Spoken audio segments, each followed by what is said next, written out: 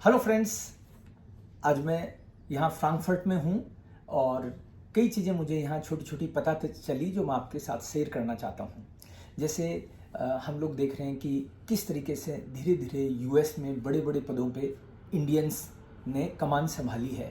बड़ी बड़ी कंपनियों के सीईओज आप अक्सर अखबारों में पढ़ते हो, न्यूज़ में आप देखते हो कि बड़ी से बड़ी कंपनियों के बहुत सारी कंपनियों के सीईओज भारतीय हैं। आप डॉक्टर्स देखेंगे, प्रोफेसर्स देखेंगे, आईटी इंडस्ट्री में कोडर देखेंगे, ऐसे कंपनियों को भारतीय संभाल रहे हैं। लेकिन पिछले कुछ सालों में यूरोप में भी ये ट्रेंड बढ़ा है कि अब इंडियंस यूरोप की तरफ रुख करने लगे हैं। आज मैं आपका परिचय करवाता हूँ सचिन शर्मा से। सचिन जो हैं वो अलीगढ़ से हैं, यूपी के, और काफ़ी सालों से इस फील्ड में हैं और पिछले कुछ सालों से ये यहाँ जर्मनी में कार्यरत हैं। एक बड़ी कंपनी में अच्छे लेवल पे ये काम करते हैं और शॉर्ट में कहूँ तो एक तरह से जैसे मैनेजर के मैनेजर जो हम सोचते हैं, जिस तरह से जो रुतबा है भारतीयों का, ऐसे बहुत सारे भारतीय हैं। लेकिन ये एक उसके छोटे से एग्जाम्पल हैं, आप ये कह सकते हो। तो सचिन जी, एक तो नमस्कार आपको। नमस्कार सर। नमस्कार। हाँ, दोस्तों, मुझे ये बात बहुत अच्छी लगी कि किस तरीके से आप काम करते हैं यहाँ पे। जो एक बात होती है कि ज़्यादातर लोग तो क्या है कि छोटी नौकरी में ही संतुष्ट हो जाते हैं, लेकिन भारतीयों ने जिस तरीके से कमाल संभाली है, आपको क्या लगता है यहाँ पे यूरोप में ट्रेंड क्यों बढ़ा है? पहला तो आप ये बताएं, और कौन कौन सी इंडस्ट्री में लोग अभी ज़्यादा आ रहे हैं? तो यूरोप में पिछले कुछ सालों में specially after corona there has been like बहुत बड़ा बूम हुआ है डिजिटलाइजेशन में। ओके, और उस डिजिटलाइजेशन की वजह से यहाँ बहुत सारे data centre, IT professional, tech engineer वो लोग आ रहे हैं। एंड जर्मनी ने भी काफ़ी एक्सपेक्ट की नंबर्स को बढ़ाया है ईयर ऑन ईयर। तो उस सोशल इंक्रीज से ऑफकोर्स यहाँ पे अलग अलग जॉब क्रिएट हुए हैं, जैसे डॉक्टर्स का जॉब है, इंजीनियर्स का जॉब है, नर्सेस का जॉब है, बाकी प्रोफेशंस का जॉब है। एंड उन जॉब को करने के लिए या उन जॉब को अच्छे से संभालने के लिए यहाँ पे लैंग्वेज एक माध्यम है जिसके थ्रू लोग उन पदों पे रह के अच्छे से उनकी अपनी रेस्पॉन्सिबिलिटी को डिलीवर कर सकते हैं। सो जो मैनेजमेंट वाली चीज़ है या टीम हैंडलिंग में, जैसे आपको तो काफ़ी सालों का अनुभव है, तो क्या क्या पॉइंट्स ऐसे होते हैं जिस कारण से हम लोगों को एक एज मिलती है टीम मैनेजमेंट में? क्या भारतीय अच्छे से कर पाते हैं? ये भारतीय कर पाते हैं और बहुत अच्छे से करते हैं। उसके पीछे जो बेसिक फंडामेंटल है कि भारतीयों में अतिथि देवो भव का भाव शुरू से ही रहता है। ओके, उसके अलावा भारतीयों में, और इवन अगर आप मैनेजर रोल पे हैं तो उसमें जो इम्पोर्टेंट है कि आप कैसे अपनी टीम को बिल्ड करते हैं, आप कैसे अपनी टीम को मोटिवेट करते हैं। और अगर आप जर्मनी में हैं तो उसमें लैंग्वेज आपको एक पावरफुल टूल की तरह काम करती है। ठीक है, मान लीजिए आपका रोल आपको इंग्लिश बोल के ही कनेक्ट करता है, बट अपनी टीम को कमांड करने के लिए, अपनी टीम का मोरल बढ़ाने के लिए आपको लैंग्वेज ज़रूरी है।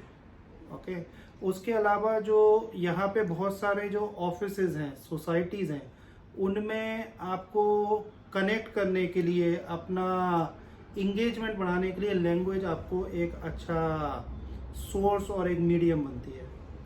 ओके, सो पिछले सालों में जो आपने देखा कि जिस फील्ड में आपने बताया कि लोग आ रहे हैं, तो खास तौर पे किन बातों का ध्यान रखा जाए कि कल्चर वाइज वो मिंगल हो सकें? जैसे आप जर्मनी में रहते हो, फ्रैंकफर्ट में रहते हो, ये तो बहुत बड़ा, जैसे बैंकिंग का भी हब है और अलग अलग फील्ड के आपने बताया डाटा सेंटर वगैरह, इस तरह की चीज़ें भी यहाँ पे खूब होती हैं। तो यूरोप का हब होने के कारण मतलब यहाँ पे लैंग्वेज की जो इम्पोर्टेंस है, लोग कैसे उसको कल्चरली किन बातों का ध्यान रखें कि एक तरह से जर्मन्स उनको पॉजिटिवली लें? ओके, हाँ। तो उस सबसे पहला तो इंगेजमेंट। ओके, सो इंगेजमेंट मीन्स आप बोलने की कोशिश कीजिए। करेक्ट, जब आप कोशिश करते हैं, ऑफकोर्स यहाँ पे जो लोग हैं वो आपको समझते हैं, वो हमेशा आपको हेल्प करने के लिए आगे बढ़ते हैं। दूसरा, अगर आप टेक्निकल रोल में हैं या किसी भी रोल में हैं तो आपको अपने last member of the chain तक पहुंचने के लिए लैंग्वेज आपको हेल्प करती है। तीसरा, आपका अगर आप जर्मनी में हैं और आप यहाँ पे लॉन्ग टर्म स्टे करना चाहते हैं, करेक्ट, तो उस समय लैंग्वेज आपके लिए ज़रूरी है, इवन यहाँ के सर्टिफिकेशन और परमिट्स लेने के लिए। सो सोशल कनेक्ट और प्रोफेशनल कनेक्ट सब तरीके से आपको लैंग्वेज फ़ायदा पहुंचाएगी। करेक्ट। जनरली ऐसा भी आपने फील किया क्या, जो लोग हायर पोजीशन पे आते हैं या फिर मैनेजमेंट लाइन में आते हैं, वो शुरू में जर्मन को हल्के में ले लेते हैं और फिर उसका नुकसान होता है, ऐसा भी आपको लगा क्या कभी? या नहीं, ऐसा कभी ऐसा लगा नहीं, बट मतलब जो मेरा मानना है वो उन लोगों से ज़्यादा अगर आप हायर पोजीशन पे भी हैं, लैंग्वेज आपको बेनिफिट करती है, क्योंकि as manager of manager, correct, आपको अगर एक टीम को रन करना है तो आपको अपने डाइवर्स सेट ऑफ पीपल से बात करना, उनको समझना बहुत ज़रूरी है, क्योंकि जब तक आप उनको समझेंगे नहीं, उनके एक्सप्रेशन नहीं समझेंगे, आप उनको सही जगह गाइड नहीं कर पाएंगे, मोटिवेट नहीं कर पाएंगे। तो उस पर्सपेक्टिव से भी लैंग्वेज बहुत इम्पोर्टेंट हो जाती है। दोस्तों, सचिन जी ने अभी एक वर्ड बोला, डाइवर्सिटी वाला मामला। ये आप जैसे जैसे एक्चुअली बड़ी टीम में काम करते हो तो कई बार एक ही टीम में आपको 10 कंट्री के लोग संभालने पड़ते हैं और उससे भी ज़्यादा। जितने बड़े लेवल पे आप काम कर रहे हो, ग्लोबल आपकी रीच होती जाती है और इतने लोगों को जैसे उनका माइंडसेट, साइकोलॉजिकली कैसे उनको टैकल करा जाए, है ना, उनकी कल्चर का आपको नॉलेज तो होना ही चाहिए, लेकिन उसके साथ साथ उनको एक टैकल करने की, कभी कभी उनको ये भी नहीं लगे कि उनको ज़्यादा कंट्रोल किया जा रहा है, और ये भी मतलब काम करवाना भी जरूरी है। तो ऐसे में आपको लैंग्वेज का टच प्लस आपके व्यक्तित्व का किस तरीके से आप असर छोड़ते हो उन पे, छोटी छोटी टेक्निकल बातें भी कई बार। डाइवर्सिटी में आपने बहुत अच्छा बात बोला सर। इवन जैसे फॉर एग्जांपल हम लोग जब डाइवर्सिटी में, लेट्स से एक टीम है जिसमें 15 अलग अलग कंट्री के लोग हैं, तो हर कोई अपनी मदर टंग से इंग्लिश को ट्रांसलेट करता है, करेक्ट, एंड उस समय perception plays a very important role, because किसी का ट्रांसलेशन अलग हो सकता है आपके ट्रांसलेशन से, करेक्ट। सो इवन सबको बॉन्ड बनाने के लिए, सबको एक कॉमन ग्राउंड पे लाने के लिए local language play a very important role.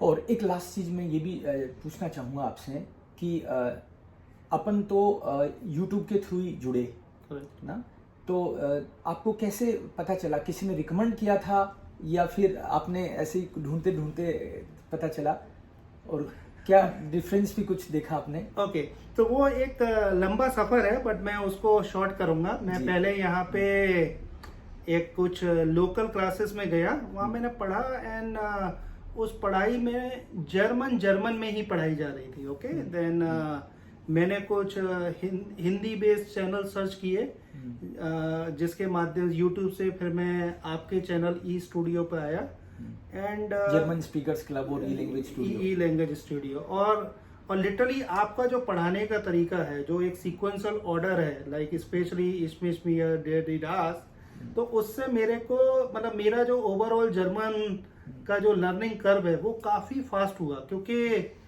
My brain reads it well because somebody is teaching me in the language which is my mother tongue, correct? So that way it manifold is expedited my learning curve very fast. Okay, so thank you so much Sachin, it is really great कि आपसे यहाँ पे Frankfurt में मिलना हुआ, और कल airport पे भी कुछ लोग एक्चुअली मिले और उन्होंने बोला कि आप यहाँ पे फ्रैंकफर्ट में बहुत पॉपुलर हो, तो ये मेरी एक्सपेक्टेशन से एक्चुअली कुछ ज़्यादा ही था। नहीं, तो आप पॉपुलर हैं, आप फ्रैंकफर्ट में नहीं, इवन आप इंडियंस के लिए यूट्यूब चैनल पे, स्पेशली वो इंडियन जो कि यूट्यूब चैनल को फॉलो करते हैं, ऑफकोर्स हर कोई फॉलो करता है, बट जिनको लैंग्वेज से रिलेटेड कुछ भी जानना है, उनके लिए मैं तो कहूँगा आप केवल पॉपुलर ही नहीं है, कुछ लोगों के लिए आप बेंचमार्क भी हैं कि how to convert a complex language into a simple curriculum. So I really admire you for that लेकिन effort. इसमें तो मतलब कई कई तो ऐसे भी लोग हैं, बड़े यूट्यूब चैनल भी हैं, राइट? तो जैसे लाखों में, मिलियंस में उनके व्यूज़ हैं, तो आपकी तो इंग्लिश इस लेवल की है, उसके बावजूद भी आपको लगा कि हिंदी के थ्रू बेटर समझ में आया? हाँ, क्योंकि मैं इंग्लिश भी अपने करिकुलम में सीखा था, correct. So if I go back in my childhood, correct, so like English I started learning since the time I was a child, correct. So it is tuned in my brain, and now since I am almost 38 year, so my brain is also old, like ये थोड़ा देर में समझता है, correct. तो अगर मेरे को कोई मेरी मदर टंग से सिखाता है, जो कि मेरे ब्रेन का एक सेट डिफॉल्ट फंक्शन है, तो वो मेरे को लर्न करने में बहुत फास्ट हो जाता है. तो इसीलिए मैं आज भी मानता हूँ कि एक एज के बाद आप लैंग्वेज सीख सकते हैं अगर कोई आपको आपकी मदर टंग में उस लैंग्वेज को ट्रांसलेट करे. वो फिर आपके दिल तक जाती है वो. करेक्ट, वो आपके दिल दिमाग में बैठती है, आप उसको रिलेट कर पाते हैं, आप उसको कनेक्ट कर पाते हैं. और जब आप रिलेट और कनेक्ट करना सीख जाते हैं, आपको आपका ब्रेन जो है उसको एक्सेप्ट करने लगता है. और जब आपका ब्रेन एक्सेप्ट करने लगता है तो आप बोलते हैं. जैसे फॉर एग्जांपल हम लोग इंग्लिश बोलते हैं, तो मेरा ब्रेन बैकग्राउंड में कहीं भी कुछ ट्रांसलेट नहीं कर रहा है, जो कि it's built into my brain.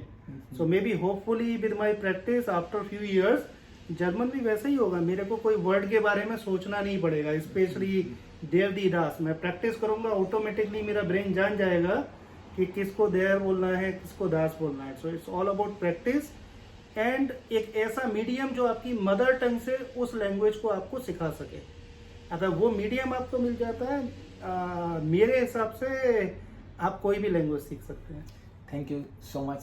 Thank you sir, thank you giving me time, and thank you friends for listening अस. दोस्तों, मैं कोशिश करूँगा कि मेरे को क्या अलग अलग सिटीज़ से लोगों ने अप्रोच किया.